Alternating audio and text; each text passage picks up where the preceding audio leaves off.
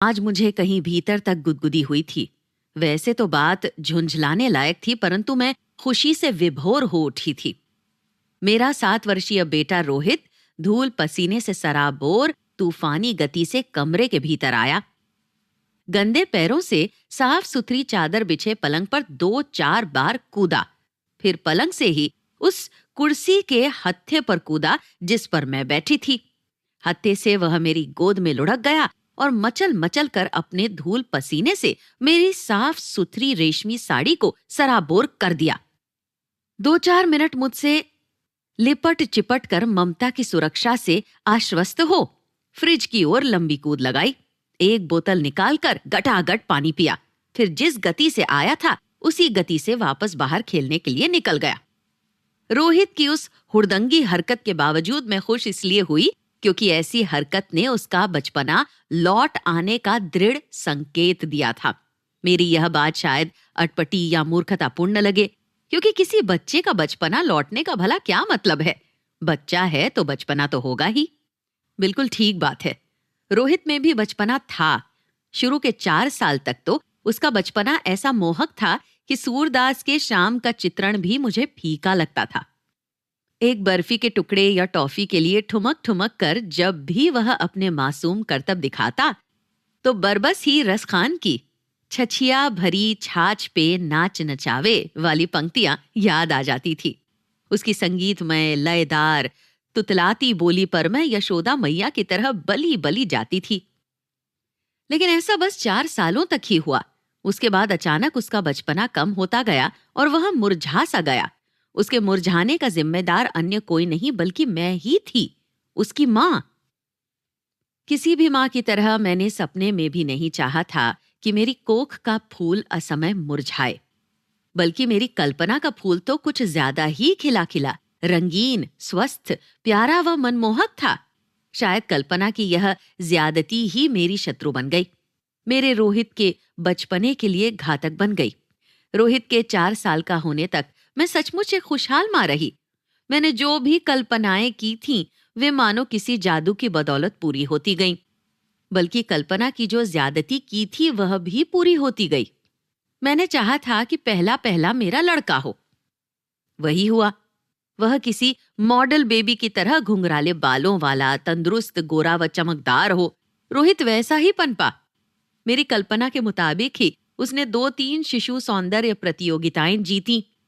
अपने सुदर्शन पति के साथ स्वयं सुदर्शना बनी। अपने किलकारते बेटे को प्रैम में लिटाकर जब मैं पार्क में टहलती थी तो कोई गहरी साध पूरी हुई लगती थी। संतान के मामले में हर ओर से प्रथम गिने जाने की मेरी आदत सी पड़ गई। मुझे इस बात का अभिमान भी हो चला था। फिर मानो मेरे अभिमान पर किसी ने चोट करनी शुरू कर दी। उस दिन रोहित को सजा धजा कर तथा खुद भी सज धज कर मैं व मेरे पति दाखिले के वास्ते रोहित को स्कूल ले गए। वह स्कूल शहर का सबसे अग्रणी अंग्रेजिदा स्कूल था। हालांकि वह हमारे घर से 20 किलोमीटर की दूरी पर था, परंतु सिर्फ दूरी के कारण उस सबसे प्रसिद्ध स्कूल को नकारना मुझे मान्य नहीं था। फिर उस स्कूल की एक शानदार स्कूल बस चलती थी जो कि हमारे घर के नजदीक ही रुकती थी। स्कूल की यूनिफॉर्म में रोहित को बस स्टॉप तक लाना व बस में चढ़ाकर उसे बाय बाय करने वाली कल्पना को साकार करने के लिए यह बेहद उपयुक्त मौका था। लेकिन ये सब कल्पनाएं धराशायी होती लगीं जब रोहित को स्कूल में प्रवेश न मिला। इसका कारण यह था कि प्रवेश परीक्षा में रोहित कुछ भी नहीं कर पाया था। दरअसल मैंने उसे कुछ सिखाया ही नहीं था। मुझे यह एहसास ही नहीं था कि इतने छोटे बच्चे की लिखित परीक्षा भी होगी। फिर मैंने दांतों तले उंगली दबाकर रोहित से भी छोटे बच्चों को वहां पेंसिल थामे A से Z तक लिखते देखा। एक 4 साल का बच्चा तो वहां ऐसा था जो बड़े बड़े सवाल हल करके सबको चौंका रहा था। कहते हैं उसका टीवी में भी प्रदर्शन हो चुका था। स्कूल से विफल लौटकर मैं अपने कमरे में खूब रोई। इतना रोई कि घर वाले परेशान हो उठे। सुंदर सी रिपोर्ट कार्ड में 100% नंबर व शानदार रिपोर्ट लाता रोहित, नर्सरी राइम को पश्चिमी धुन में सुनाता रोहित, मीठी मीठी अंग्रेजी में सबसे बतियाता रोहित। सारे सपने चूर चूर हो गए थे। बहरहाल यह बेहिसाब रोना धोना काम आया। मेरे लगभग विरक्त ससुर विचलित हो उठे। पहले तो वे मुझे सुना सुनाकर मेरी सास को समझाते रहे कि बच्चे को पास के रविंद्र ज्ञानार्जन निकेतन में डाल दो। वहां अंग्रेजी भी पढ़ाते हैं परंतु माहौल हिंदुस्तानी रहता है। अपने त्योहार, संस्कृति आदि के बीच रहकर बच्चा बड़ा होता है। पुस्तकें भी बाल मनोवैज्ञानिकों द्वारा स्वीकृत, सरल व क्रमबद्ध होती हैं। परंतु उनकी ये सब बातें मुझे उन्हीं के हिसाब की पुरातन व बूढ़ी लगी। मेरा रुदन जारी रहा। फिर मेरी सास के उकसाने पर वे कहीं बाहर गए। थोड़ी ही देर में लौट आए और मुझे सुनाते हुए मेरी सास से बोले, इससे कह दो कि कल रोहित का दाखिला उसी स्कूल में हो जाएगा। शिक्षा निदेशक ने प्राचार्य से कह दिया है। यह कहकर वे अपने कमरे में चले गए और मैं बौखलाई सी चुप हो गई। बस ऐसे ही किन्हीं इक्का दुक्का मौकों पर याद आता था कि बिल्कुल साधारण और सरल व्यवहार वाले मेरे वृद्ध ससुर न सिर्फ अवकाश प्राप्त उपकुलपति हैं बल्कि अपने तमाम छात्र पदाधिकारियों के बीच आदरणीय हैं। मैं मन ही मन ससुर जी की जय जयकार कर प्रफुल्लित हो उठी। रात को जब पतिदेव दफ्तर से लौटे तो उन्हें दरवाजे पर ही यह बात बताई। वे खुश होने के साथ थोड़ा चिंतित भी हो उठे कि क्या रोहित अन्य बच्चों के बराबर आ पाएगा। मैंने कहा, चिंता की बात न करें, महीने भर के भीतर ही रोहित कक्षा में प्रथम होगा। उसके बाद दाखिला, वर्दी, किताबें, जूते, टाई आदि खरीदने पहनने के 2-4 खुशनुमा दिन निकले। स्कूल द्वारा अनाप शनाप फंडों के नाम पर ढेर सारा पैसा बटोरने से कोफ्त तो हुई, पर खुशी की इतनी भरमार थी कि उसका ज्यादा असर नहीं पड़ा। पहले दिन रोहित जब स्कूल बस में चढ़ा तो उसका चेहरा घबराहट के मारे सफेद पड़ा हुआ था। फिर भी वह मुस्कुराने का प्रयत्न कर रहा था, क्योंकि मैंने उसे बहादुर बच्चा बने रहना तथा कतई न रोने का पाठ अच्छी तरह पढ़ा रखा था। मैं जब उसे बैठाकर बस से उतरने लगी तो वह दहाड़ मारकर रो पड़ा। मेरा दिल भी कांप गया तथा मैं इस इरादे से उसके पास बैठ गई कि स्कूल तक छोड़ आऊंगी। लेकिन तभी मशीनी मिठास भरी अंग्रेजी बोलती हुई सिस्टर ने रोहित को लॉलीपॉप देकर चुप कराया तथा मुझे, कोई चिंता ना करें, हम सब संभाल लेंगे, कहते हुए नीचे उतार दिया। जब बस चली तो मुझे फिर रोहित का कातर रुदन सुनाई पड़ा। बहरहाल मैं मन कड़ा कर वापस घर आ गई। आखिर स्कूल जाना तो उसे सीखना ही था। सुबह 7 बजे का निकला रोहित 4 बजे वापस घर पहुंचा। एक तो ऐसे ही स्कूल का समय लंबा था, ऊपर से दूर होने के कारण 2 घंटे आने जाने में खपते थे। वापसी में रोहित रुआंसा होने के साथ साथ उनिंदा भी था। वह आते ही मुझसे लिपटकर जोर से रोने लगा और स्कूल नहीं जाऊंगा की रट लगाने लगा। मेरे अंदर की मां काफी कसमसाई थी, परंतु जो धुन सवार थी उसकी तीव्रता में वह कसमसाहट खो गई। मैं उसे अंग्रेजी बोलती हुई प्यार करने लगी और उसे उकसाने लगी कि अपना रोना वह अंग्रेजी में रोए। चॉकलेट देकर उसे चुप कराया और दुलारते पुचकारते हुए खाना खिलाया। ऐसा शुरू में कुछ दिन हुआ और फिर शीघ्र ही यह सब आदत में आ गया। सप्ताह भर बाद जब स्कूल से लौटकर अलसाया सा रोहित खाना खा रहा था, मैंने उसके बस्ते को जांचा। मैं उदास हो गई जब देखा कि गणित व अंग्रेजी की कॉपियों में लाल स्याही से अध्यापिकाओं ने लिख रखा था, बच्चा कमजोर व पिछड़ा है, अभिभावक विशेष तैयारी कराएं। गृह कार्य में A से Z तक 10 बार लिखना था। खैर, उस समय जल्दी जल्दी रोहित को खाना खिलाकर मैं वहीं मेज पर उसे ABCD सिखाने बैठ गई। 2-1 वर्ण तो उसने लिख लिए, परंतु फिर वह टाल मटोल करने लगा। उसे नींद भी आ रही थी और वह बाहर बच्चों के साथ खेलना भी चाह रहा था। मैं थोड़ा खींच गई। मैं चाह रही थी कि एक ही दिन में वह पूरी वर्णमाला सीख ले। मैंने उसे पीट कर सिखाना शुरू कर दिया। उसने 2-1 वर्ण और सीख लिए। उसके बाद तो जैसे वह न सीखने पर अड़ गया। मैं सिखाने पर अड़ गई। मारने पर वह बेशर्म की तरह रोया। मुझे और गुस्सा आ गया। इधर मेरी सास उलाहना देने लगी, अरे अभी बच्चा है, सीख जाएगा धीरे धीरे, उसे खेलने दे कुछ देर, सुबह का गया स्कूल से थक कर आया है। सास से मेरा मेल कम ही खाता था। उनकी ये बातें तो मुझे बिल्कुल नहीं सुहाई। मैं रोहित को उठाकर अपने कमरे में ले गई। उसके छोटे से हाथ में जबरदस्ती पेंसिल थमाकर उसके सामने स्केल लेकर खड़ी हो गई कि देखूं कैसे नहीं सीखता। स्केल से रोहित डरता था। ऊपर से मेरी मुख मुद्रा देखकर उसके बालक मन को कुछ अंदाजा हो गया। वह सहम कर चुप हो गया। पूरी चेष्टा करके उसने घंटे भर में 8-10 टेढ़े मेढ़े वर्ण लिखने सीख लिए।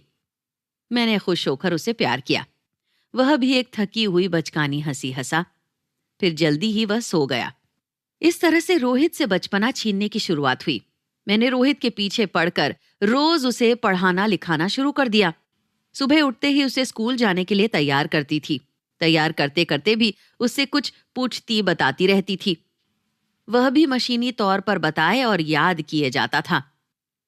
शाम को स्कूल से लौटते ही मैं उसका बस्ता टटोलती थी तथा खाना देकर कपड़े बदलवाती। फिर उसकी अनेक आवश्यकताओं को जल्दी से निपटाकर उसको पढ़ाने बैठ जाती। इधर सास ने ज्यादा भुनभुनाना शुरू कर दिया था। उनका गुस्सा भी मैं रोहित को पढ़ाते हुए निकालती। छमाही परीक्षाओं में रोहित अपनी कक्षा में प्रथम आया। मेरी खुशी का ठिकाना न रहा। घर में जो भी पड़ोसी या मेहमान आता उसे मैं वह रिपोर्ट कार्ड जरूर दिखाती। समय गुजरता गया। मैं अन्य सब बातों की उपेक्षा कर इस चेष्टा में लगी रही कि रोहित कक्षा में प्रथम बना रहे। धीरे धीरे वह शारीरिक तौर पर कमजोर पड़ने लगा। उसकी आंखें सूनी सूनी रहने लगी। खेलने में उसका मन न लगता। चिड़चिड़ाने भी लगा था। कई बार वह अजीब सी जिद करके ऐसे रोने लगता कि मुझे गुस्सा आ जाए। उसे प्यार करने पर अब संतुष्टि सी नहीं होती थी। वह कुछ अजीब सी बातें व हरकतें करने लगा था। मुझे जब तक उस पर गुस्सा आने लगा। कमजोर पड़ता देख उसे मोटा करने के लिए मैं टॉनिक देने लगी। मक्खन व शहद जैसी चीजें ज्यादा खिलाने लगी, पर वह और कमजोर होता गया। अच्छी अच्छी चीजें जब मैं जबरदस्ती उसे खिला देती तो उसे उल्टी हो जाती। उससे मैं परेशान व दुखी हो जाती। फिर वह पढ़ाई में भी पिछड़ने लगा। कहाँ तो शुरू में उसने सब कुछ तेजी से सीखा, परंतु तीसरी कक्षा में वह ठीक न चल पाया। घर में सब कुछ सही सुनाकर वह परीक्षा में गलत कराता। इसका उसे अफसोस भी होता और मेरी डांट अलग पड़ती। मैं दिन रात किताब लिए उसके पीछे पड़ी रहती। वह भी रटता रहता, परंतु फिर भी वह पिछड़ने लगा था। मेरी कल्पना के सारे विस्तार एक साथ सिकुड़ने लगे। मैं बौखलाने लगी। कई बार मुझे रोना आ जाता। मुझे लगता कि कहीं कुछ गलती तो जरूर हुई है, पर मैं यकीन नहीं कर पाती कि जो मैंने इतना जोर शोर व मेहनत से किया था उसमें कुछ गलत था। गर्मियों के अवकाश के दौरान रोहित अधिकतर बीमार रहा। खेलना तो वह जैसे भूल ही गया था। एक दिन उसका बुखार कुछ ज्यादा ही बढ़ गया। वह बेहोश सा हो गया, जिससे मैं घबरा गई। मेरी घबराहट और बढ़ गई जब वह बेहोशी में कभी पहाड़े सुनाने लगा तो कभी अंग्रेजी के प्रश्नोत्तर। ऐसा वह लगातार देर तक करता रहा। मैं डर गई। मेरे पति देर रात तक दफ्तर से लौटते थे, इसलिए मुझे हिम्मत बंधाने के ख्याल से मेरे सास ससुर पास बैठे थे। वे पहाड़े व प्रश्नोत्तर उन्होंने भी सुने। मुझे लगा कि सास तीखा उलाहना देंगी, पर उन्होंने कुछ नहीं कहा, बल्कि मुझे हिम्मत बंधाने लगी। दवा दे दी है, बुखार उतरता ही होगा। आज कभी न बोलने वाले मेरे ससुर बोले, बेटी, जमाने के माया जाल में इतना न फंसो कि प्रकृति की लय से कदम ही टूट जाएं। तुम्हारी धुन के कारण रोहित अपनी सबसे मूल्यवान वस्तु गंवा चुका है, यानी अपना बचपना। जरा 3 साल पहले के रोहित को याद करो। क्या यह वही रोहित है? खूब पढ़ा लिखा कर इसे क्या बना दोगी? समाज व जिंदगी में ठीक तरह से बरत सके, इसके लिए पढ़ाई जरूरी तो है, परंतु उसका मकसद व तरीका मानसिक विकास वाला होना चाहिए। तुमने तो मानसिक विकास के बजाय इसे मानसिक कुंठा का शिकार बना दिया और खुद भी मनोरोगी बन रही हो। जो भी हो, अभी बात हाथ से निकली नहीं है। इन 3 सालों में अंग्रेजियत भरी इस टीम टाम के खोखलेपन को तुम भी काफी कुछ समझ चुकी होगी। बच्चे को जूते, टाई और बेल्ट में कसकर हर समय बाबू साहब बनाने के बजाय उसे अन्य बच्चों के साथ उछल कूद करने दो। बच्चे की यही प्राकृतिक आवश्यकता भी है। उसे फिर टॉनिक देने की जरूरत नहीं रहेगी। उसे किसी नजदीक के छोटे व कम समय वाले स्कूल में डालो, ताकि वह जल्दी घर आ सके और माँ के प्यार की खुशबू पा सके। अंग्रेजी के वाक्य रटाने के बजाय उसे समझ आने वाली भाषा में उन वाक्यों की गहराई को समझाओ, ताकि उसका मानसिक विकास हो। उसे खेल खेल के पढ़ाने के तरीके इजाद करो। पढ़ाई उतनी ही कराओ जितनी कि उसका नन्हा दिमाग जज्ब कर सके। बच्चे को प्रथम लाने के चक्कर में न रहो, उसके दिमाग को विकसित करो। वैसे भी तुम पाओगी कि अधिकतर सही विकास वाले बच्चे ही अच्छे नंबर लाते हैं, विशेषकर बड़ी कक्षाओं में। ससुर जी की बात मैंने बहुत ध्यान से सुनी। यह लगभग वही आवाज थी जो कि आजकल मेरे मन में उठने लगी थी। कुछ देर बाद रोहित का बुखार जब कुछ कम हुआ तो सास ससुर अपने कमरे में चले गए। मेरी सोई हुई ममता कुछ ऐसी जागी कि थरथराते हुए मैंने रोहित को अपने से चिपका लिया।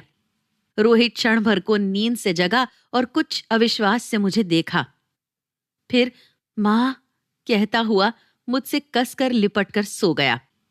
दूसरे दिन मैंने अपने सास ससुर को सुनाते हुए पति से कहा, सुनिए, रविंद्र ज्ञानार्जन निकेतन का प्रवेश फॉर्म ले आना। इस बार रोहित